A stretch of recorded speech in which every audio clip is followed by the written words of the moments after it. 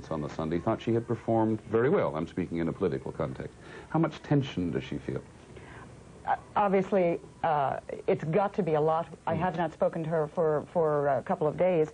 I think on the Brinkley show the other day, she started out terribly tense. And that is the kind of thing that we saw throughout this last week of campaigning on that Western swing. It was growing, it was growing, it was building. And part of what we are seeing, Peter, is a candidate who has run for office successfully 3 times in a district of Queens, who has never been exposed to the national press, who has never been exposed to this kind of pressure from the national press. There seemed to have been a lack of understanding that things that she would say one day would be remembered 3 weeks later, and that she would be accountable for them. I am not suggesting that she tried to lie. I am not suggesting that she wanted to make something go away, but she didn't quite get the connection. Are you a little, you've covered a lot of political campaigns. Are you a little surprised? Ms. Ferraro said at the beginning of this campaign that there had been pressure in her first congressional campaign on her and her husband about their personal matters, and somebody asked whether or not she had anticipated the degree of pressure at the national level. She said, "Are you kidding?" Yeah. Now, is it naive for a politician not to imagine that this kind of pursuit is going to go on at the national level? I'm sorry to tell you that I think it's very naive to assume it will not go on. I'm not here to tell you it's always the best thing in the world, and I think there are serious questions. I mean, does John Zuccaro really have to release the tax forms of his business dealings? I'm not sure that is any of the business of the American public. There is indeed no legal requirement at the moment. Should he have to because of this post-Watergate practice? I'm not sure. There is no question that when you become a national candidate, every single thing you do becomes of interest to us, rightly or wrongly. Maybe someday those lines will be drawn. We've gone very far in one direction, and she doesn't seem to be used to that. She has admitted quite freely that she's not used to all the people around her all the time. She's not used to the Secret Service around her all the time. These are things you have to understand go with the turf when you accept a candidacy. Let us come back to the politics of it, Geraldine Ferraro and Walter Mondale, in a moment. But as I said at the beginning, there are a great many of us who do not, quite frankly, understand the financial implications, the financial questions being asked, certainly don't understand the financial answers. And so many new organizations, ours themselves, have gone out and sought experts. One of them is with Steve Shepard in New York City at the Hilton Hotel. Let's go back and find out what he has to say about this morning's technical briefing. Steve? Peter, the technical briefing again this morning was not so much about the actual bottom line on the 1040s yesterday. Obviously, the Ferraros pay, at least on the surface, a fair amount of their income to taxes. All the questions had to do, or most of them, with the right of Geraldine Ferraro to claim an exemption from reporting the income of her husband. There were also lots of questions about John Zuccaro's business affairs, affairs he doesn't have to say anything about, basically. Certainly doesn't have to release his tax forms on, but many, many questions about those affairs and the connection between Geraldine Ferraro and her husband's businesses. With me now is Roxanne Cody of Seidman and Seidman, an accounting firm. Roxanne has been working with us to try to decipher some very complicated business documents and can really only kind of comment on factual issues. The first one I have for Roxanne Cody is, did those tax returns as an accountant look like fairly standard returns, or were they unusual in any respect? Very standard returns. There was nothing unusual about them. And there was nothing that would catch anyone's eyes as being potentially irregular or different than standard returns? No, not at all. They took very basic standard deductions, itemized deductions, and regular income. Another question we had was this. Geraldine Ferraro is listed on some of her disclosure forms as not just a vice president or a treasurer, but at one time as a director of P. Zuccaro Company. Does a director have more interest in a company than a vice president, which could, after all, be a secretary? Typically, a director would be involved in the management of the company, which an officer is not necessarily. That would mean... Can Miss Cody hear me by any chance? Can you hear Peter Jennings? Yes, you can. When it was revealed earlier that Ms. Ferraro had 1 share in her company and Mr. Zuccaro had 1 share in the company, there was a certain implication, I thought, that they owned the company equally in terms of financial benefits. Is that correct or not? Well, based on their tax return and the information today, she owns 1 share out of 3 shares, or 1/3 of the company, and her husband has 2 shares for 2/3 of the company. And in fact, that's the way they're reporting the taxable income and loss from the company. And that is fairly normal? Yes. I think Peter was asking, though, does that mean that she is, normally we assume that she is a beneficiary of that company? Yeah, if there was any taxable income or taxable loss from that company, she would be required to report that on her own personal income tax return. Now, one of the technical advisors told us in the briefing just before this that, in fact, though Ms. Ferraro claimed a benefit on one occasion and claimed a loss on another, she never got any money when she got a benefit. Does that make any difference? Well, that would not be unusual.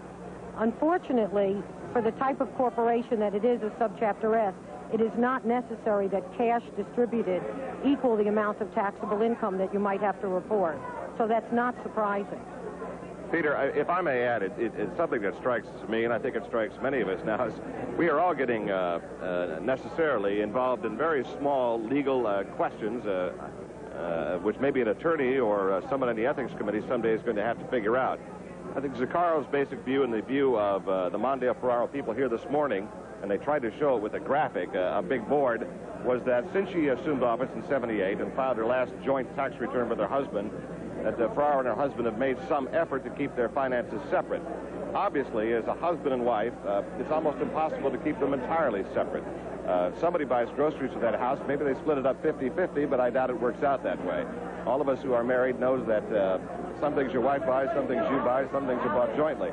So it's almost technically impossible to have complete separation.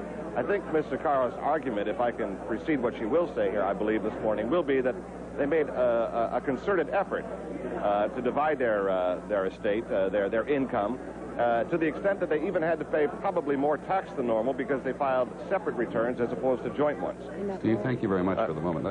Let's come back to the political aspect of this for a second. I think when the tax returns were released and they saw that they were paying 40% of their income taxes, or 40% in income taxes, in a business like real estate, a lot of people were quite surprised that Mrs. Zaccaro need not have paid quite so much in that kind of business. Oh, absolutely. There was a lot of speculation, which incidentally I did not agree with ahead of time, which said, oh, it's going to turn out they're not paying their taxes, there's going to be a lot of loopholes. Up to the day before when we came back from the Western trip, Geraldine Ferraro continued to use in her stump speech a line talking about people paying their fair share of taxes. This woman is far too smart to have kept that line in her speeches, knowing that she was about to release her forms and show that. Well, Ms. Ferraro is back. Instead of one microphone now, as you can see, we have scores. One of the reasons you only see one microphone on occasions like this is because people like not to have this kind of mess. First start off by saying that I'm sure that you've just gone through a full technical briefing with my accountants and lawyers. I hope they explained all the technical parts of what's going on. I will try to explain the remaining questions. Let me also say that I think that what you have received is probably more financial disclosure than you have from any other candidate in the history of the United States and from any other spouse. I'm comfortable with the amount of information that we have released. I have served the people of the 9th Congressional District for the past, not quite full 6 years yet. And I feel very, very strongly about ethics in government. I also feel that a look at my record over the past 5.5 years that I have represented the 9th Congressional District would indicate that at no time did I violate any trust that was placed in me by my constituents, and that I have always acted as a member of Congress in the best of public interest. So with that said, why don't I take your questions and see if we can clear up whatever else is outstanding. Go ahead. You did not chose to take the spousal exemption on your congressional disclosure. That's correct. Do you think that was appropriate considering that on your tax returns you did declare that you did receive money from your partnership interests and that therefore you must have had some knowledge and some profit from it? Well, let me first of all correct you. I did not receive money from a partnership interest. Yes, I believe it was appropriate to claim that exemption when I claimed it, and I have claimed it openly, and that information has been before the Ethics Committee for the past 6 years, and I believe today that it was a correct application. And let me tell you why. Caro Company, which is the firm of which I have 1 share, and my husband has 2, is a management firm. And I believe that the accountants showed you, did you show them a diagram which indicated my husband's holdings and my holdings and what Caro Company is? Caro Company has no assets. And let me tell you why I'm in there and why I believe I, was entitled to the exemption. And in 68, my husband's only brother, Frank Caro, died very suddenly of cancer, sarcoma. 3 years later, his father, Philip Caro, died of cancer. When that occurred, they were the only 3 people, he and his father and brother, who were officers of the corporation at the time. When that occurred, my husband said to me, Jerry, why don't you get an insurance license? As a lawyer, you're already a real estate broker, so in case something happens to me, you will be able to come in and keep the license alive, keep the business going, and, take care of our kids and his mother and my mother. So I, at that point, became an insurance broker. I went to school, and I became an officer in the corporation. Now, again, that corporation is a management corporation, and I was there merely to keep, in case of an emergency of his death or disability, that license alive. I have never participated in the workings of that business despite the title. And what income was reported on my tax return, as you know, was a minimal amount, but it was, again, it was from my ownership of the 1 share of that firm and not from his assets, okay? So that's why I didn't think it was an interest that should be claimed back. It seems to me that it's not only a question of direct income. Starting back in 1978, money from your husband's business helped you finance your own election. Subsequent to that, obviously... well, let's stop there, first of all, and correct that. The money from my husband's business was my husband's money, and my children's money was lent to my campaign from, at the beginning, from, during that summer period of time that we were putting the campaign together. In September, when I found out that the loans were improper, I sold a piece of my property. So and I sold the mortgage, half interest in the mortgage. My money paid for my campaign because I paid back the loans that were improper. Now, go to the next step. I'll answer. If we even go beyond that, it would be that as the years progressed, through property you bought together, houses, that type of thing, the property for the house, whatever. This is trips you've taken. This is money, and I'm trying to do this from a layman's point of view, this is money that you've been able to use, which came to the family through your husband's business. Can that not be considered part of a benefit that you had from your husband's business? Well, let me go back again. You talk about the houses. 2 houses that we have, the one in Forest Hills and the one in Fire Island, were houses that were bought in 1961 and 65, long before I ever became a member of Congress. The last residence we bought was a condominium a year ago. If you take a close look at the exemptions, there are 2 that can be claimed. One that can be claimed as a married individual for a spouse living separately and contemplating divorce. The second exemption, which is the one I claimed, was for a married couple living together. Now, if that were to imply that I would have to take into account that we would have to split home expenses to the, and you can carry it to the full extreme, which is what you want to do, I think, and I don't blame you. You have 2 separate refrigerators. You go in, when you go on your vacations, you say, I pay for this, you pay for that. The phone bill comes in, we figure out which kid used it the most and which one is going to claim responsibility. That's the extreme that you would have to carry it to in order to say that you could get no benefits at all.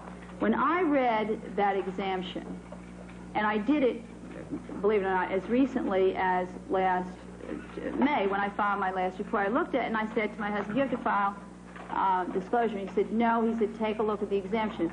And I did. The exemptions talk about assets and liabilities. I read that as meaning, do I get any income from his firm that I'm going to have to, address? Do I own any of that business? Do I, what do I have that I get benefits from? And don't lose sight of the fact of the purpose of the law. The purpose is to put out before the public what we own and what interests I might have, so that when I serve my constituents as a member of Congress, they would, they would know whether or not I had a conflict and was putting my husband's and my personal interest above my public. What I have done since I got elected to Congress was chosen to keep our finances totally separate. I did that in 1979, as soon as I entered Congress. We filed separate returns. We used to file jointly until I got elected. You saw my returns. Our 78 was a joint return. After that, they were separate.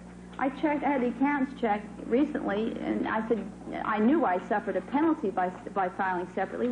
We have suffered over the last several years $6,000 or $7,000 that we could have pocketed had we filed jointly, but I deliberately wanted to keep our finances separate. We lived two separate professional lives, okay? And that was done that way. When I read that form, and I still read it the same way today, if you go to the extreme of saying, if you went on vacation together, then the extreme has to be, we should have had separate refrigerators, we should have had separate phone bills, and that exemption means absolutely nothing, and no member of Congress should be able to claim it, or no cabinet officer, or no person running for elective office on it. What was the original point of making that separation? Why bother? Well, if you go back to 1978 for my first election, when it came time for me to run, I borrowed money because we'd been given, information from an attorney, inaccurate, improper information, that was legal.